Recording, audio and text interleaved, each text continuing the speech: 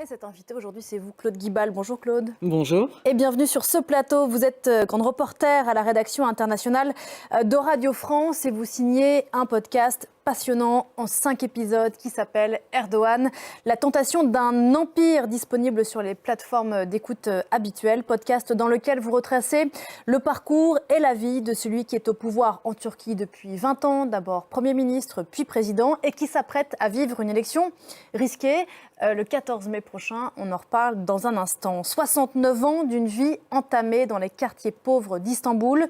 Recep Tayyip Erdogan, c'est un homme dont on parle beaucoup et dont finalement on se rend compte en vous écoutant qu'on sait peu. En quoi cet homme est un objet politique passionnant, une matière à récit. Absolument, en fait, c'est un animal politique.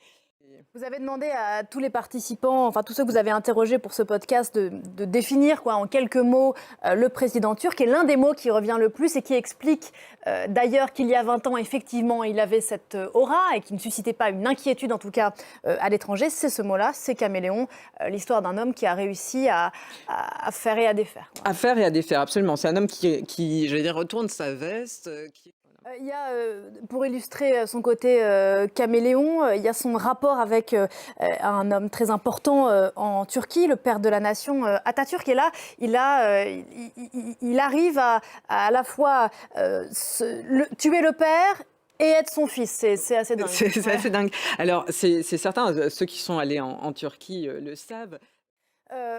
Vous parlez bien sûr de son parcours politique, mais aussi de sa biographie plus intime. Que faut-il savoir de lui, ou qu'est-ce que vous avez appris de lui intimement qui vous permet de mieux comprendre l'autoritaire, le président autoritaire qu'il est aujourd'hui? Alors, 2 choses. D'abord, j'ai appris qu'il avait été footballeur. Oui. Comment est-ce que vous qualifieriez le régime qu'il a mis 20 ans à mettre en place? Le sous-jacent de la question, c'est quoi l'erdoganisme ou le néo-ottomanisme? Alors, le néo-ottomanisme.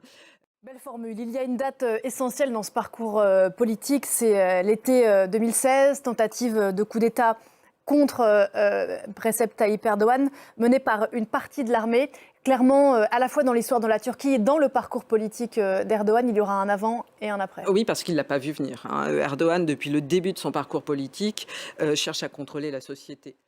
Oui, son programme politique, c'est ça, c'est de se maintenir au pouvoir. Alors effectivement, ce scrutin 14 mai, dans une Turquie qui est dans 2 drames, si j'ose dire. Un, une crise économique dingue, qui d'ailleurs n'a rien à voir avec la Turquie de ces dernières années.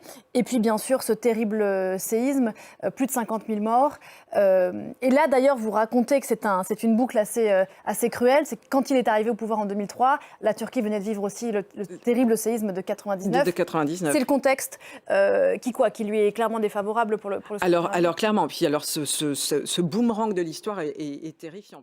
Oui, et c'est aussi l'intérêt de ce podcast. En faisant ce portrait, il y a en creux le portrait de la Turquie, qui clairement, après 20 ans de pouvoir de Recep Tayyip Erdogan, en dépit de ses partisans qui vous le disiez tout à l'heure, lui reconnaît cette revanche qu'il a permis à son pays sur le monde, eh bien c'est un pays qui va mal. C'est un pays qui aujourd'hui va mal.